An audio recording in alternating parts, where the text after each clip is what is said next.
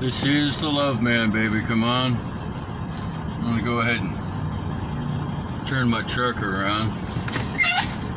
Face the other way here in Greencastle because I ordered some food.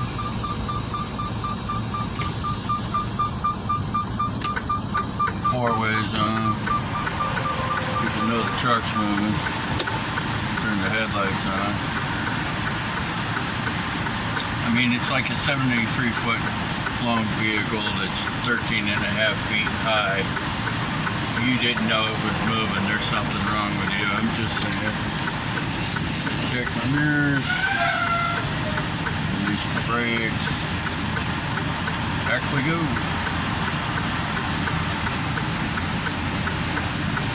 Pulled straight off the fuel aisle this morning so that I know I can back straight up.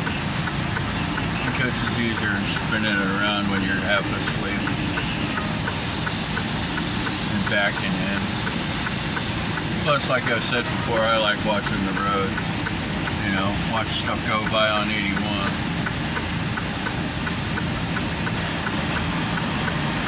Lowboy flatbed rolled in next to me. Now that's some interesting stuff he's carrying there.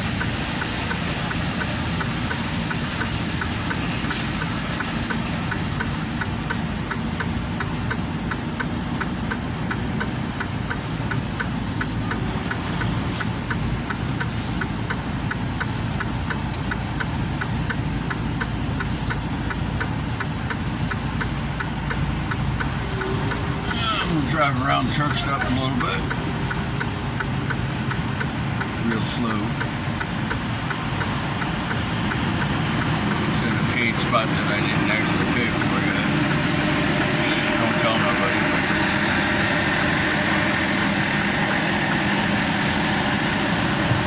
It's easy to do. You figure everybody that's paying for a spot shuts down in the evening, say 8, 9, 10 o'clock, 6 o'clock, 5 o'clock. I mean, come on. Some of you guys are lightweights. I'll drive until traffic really kicks in and then I'll go to bed, whatever. So it's 5 o'clock in the morning. Oh, it was almost 6 o'clock this morning when I got here, or when I shut down. It's like 5:30 when I rolled in.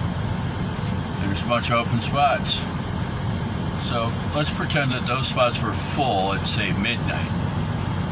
2, 3, 4 o'clock in the morning. All those guys are rolling out because they're going to drive day. They start out while it's dark. They leave, the spot's already paid for. I roll in. Guy drives around the lot checking. The spots are supposed to be full or full. You go to the website, it says they don't have any more open spots. That means you can park there because it's wide open. You gotta pay for it, somebody else did. I'm just saying. I've given my spot to somebody before. Yo, dude, you need a spot? Here's a spot. Do it all the time.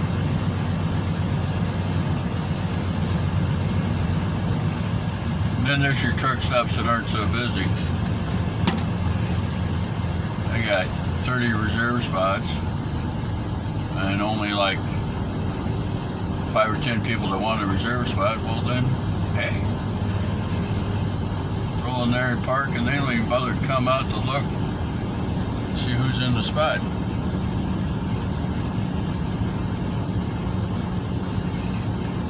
I'm gonna take this spot next to this rolling apartment building,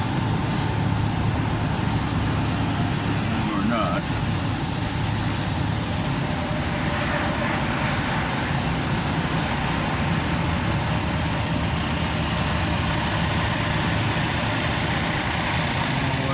Take that one. I missed the setup. These two a-holes on the end over here. What are you doing?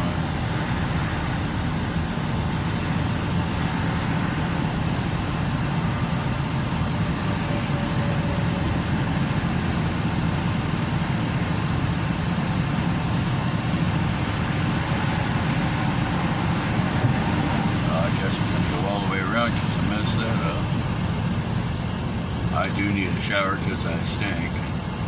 I need to do laundry because I'm about out of clean clothes. I mean, I got clean underwear and socks. I'm recycling my clean and sturdy shirt often. I think I got one more shirt that fits good.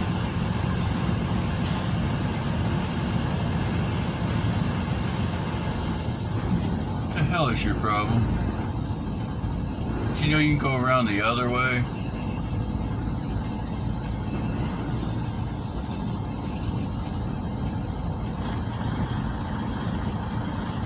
Finish the damn turn.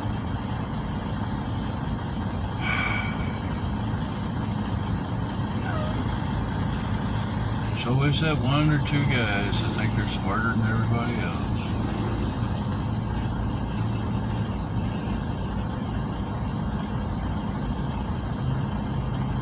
Wind up creating traffic problems for everybody else.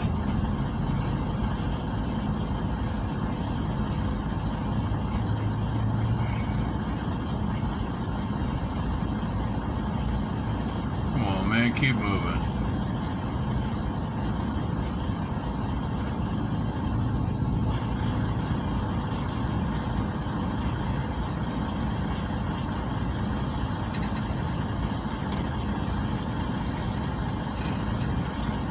Oh, actually, Walmart's back in the spot there, so now we all gotta wait.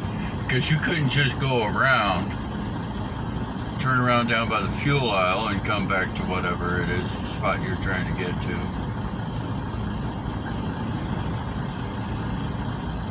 I swear Walmart drivers might as well be Swift drivers that just got their license.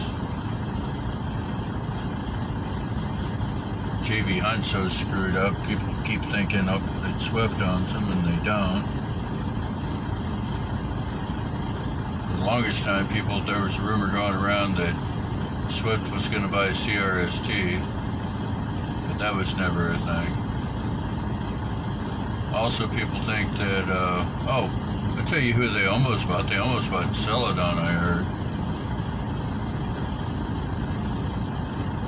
Swift is a real cluster bang, but they have some good deals they offer drivers, and they say, we're all about the driver, but they are so not. They throw you under the bus first chance they get. Plus, you start driving for Swift tomorrow, everybody will start hating you the next damn day. Just because it says Swift on the truck. I've seen some weird things. Friends that work for Swift, people just cut them up in a semi, brake check them, and get on the CB and blast them, and they think that's funny. Y'all act like a bunch of children around Swift drivers, and that's why there are accidents around Swift drivers.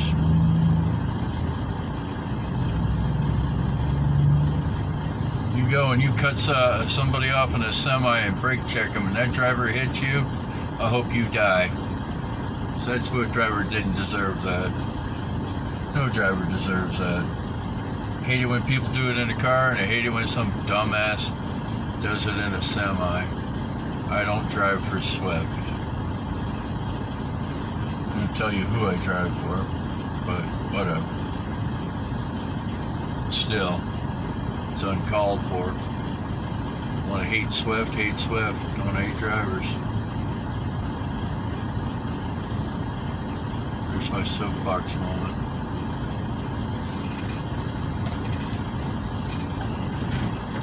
There are a couple of companies that Swift owns, though. They see them on Facebook every now and again. Hey, we're recruiting people, blah, blah, blah. We're a good company, and yada, yada, yada.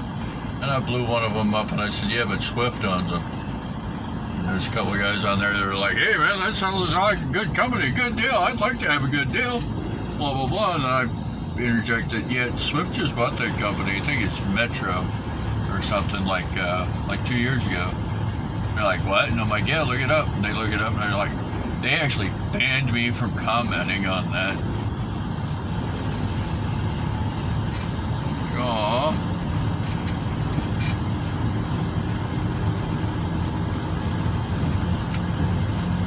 What's that company, Covenant? Heard some stuff about them recently. As dumb as those people act, I swear to God, what they own. Covenant owns SRT,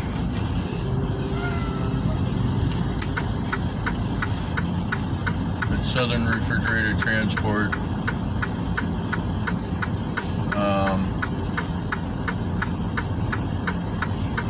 Covenant owns Southern Refrigerated Transport, or SRT, and Land Air and Star. They really ought to own PTL, because people down there in Murray, Kentucky at PTL are just about as smart as the people running Covenant. It's just crazy.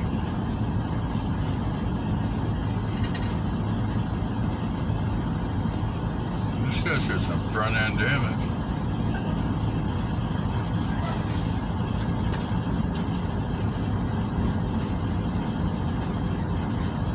I'm not trying to block this dude, I'm just trying to get by him.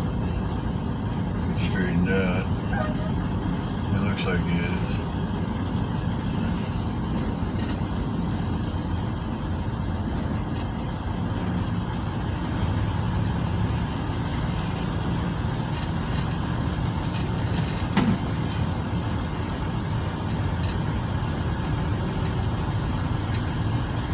Murray, Kentucky. I worked at PTO for, what was it, 11 months? Every time I called my driver manager and asked him a question, he said exactly the same thing every single time. I don't know.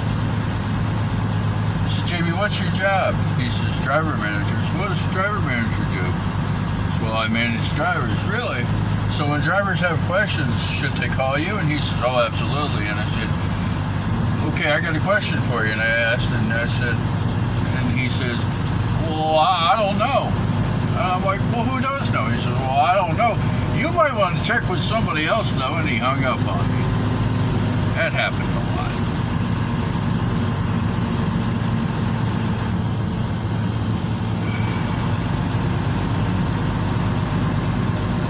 I asked him, say, hey, Jamie, can we make sure I get 2,500 miles a week? I mean, that's an industry standard. And he says, so you want to be a trainer? And I said, no, Jamie, I don't want to be a trainer. I just want 2,500 miles a week. He says, well, I don't know. I do a 500-mile run and then pick up a 300-mile run on a Thursday that I cannot drop until Friday. So I find myself a truck stop that I like and sit there for 3 damn days. It's just crazy. I'd gone down to Orlando, Florida for 4 days off because, I mean, why not? And my on and off girlfriend was living in Orlando at the time, so I went to see her. Caught a load out of Florida, ran across the Panhandle through Alabama and over to Memphis, Tennessee to drop that load. I went straight through. I was awake and happy and all was right with the freaking world. And I get there and there's a drop off. And I said, well, go over here to this drop yard and wait. We got something cooking for you, John. I'm like, all right. And I said, is this going to happen anytime soon? And he says, well, we got a driver that wants to take some time off, and we don't have anything right now. Just wait. You know what? You can get a 34. And I said, I just came off of 4 days off, ran one run, and now you're going to tell me to take a 34? I don't need a 34. Well, they had this driver that was trying to take time off in Illinois, and they wanted me to swap loads with him if he ever managed to get to Memphis. I'm like, I wound up getting another 34, and then 2 days later I got another one. And I said, all you people seem to want me to do is sit around. This bothers me. I'm not making any money sitting still. Everybody pays you by the mile. This dumbass. Oh, I'm just creeping along because, you know, whatever. Not because that flatbed's going to come out of there in a minute and back up into a spot.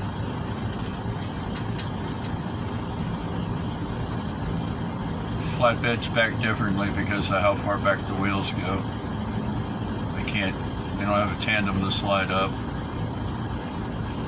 Never driven a flatbed, but I've talked to some flatbed guys. But I don't remember everything, just that it's difficult sometimes.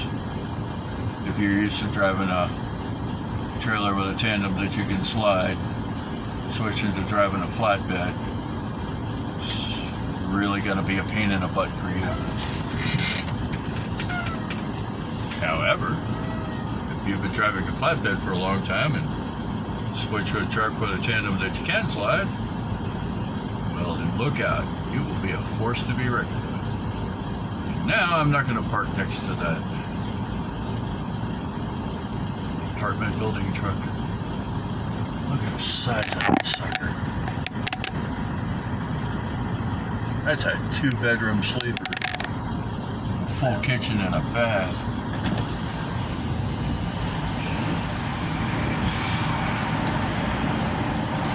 I am going to park next to this green Freightliner though.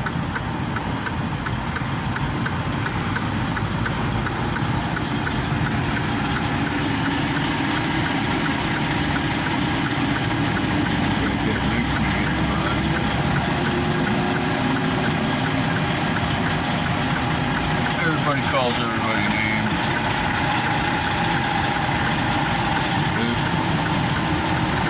Everybody talking shit going down the line.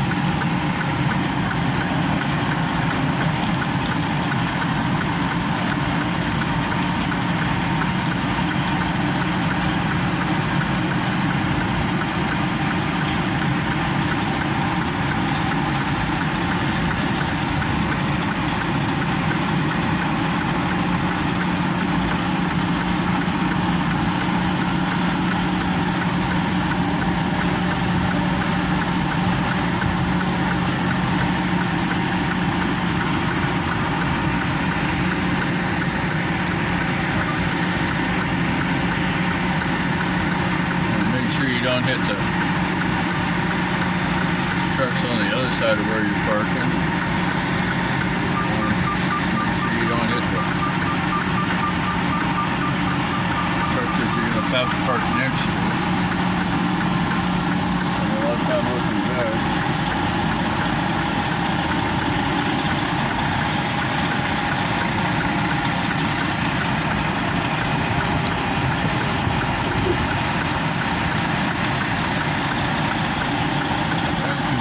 Go. Overcompensated a little bit.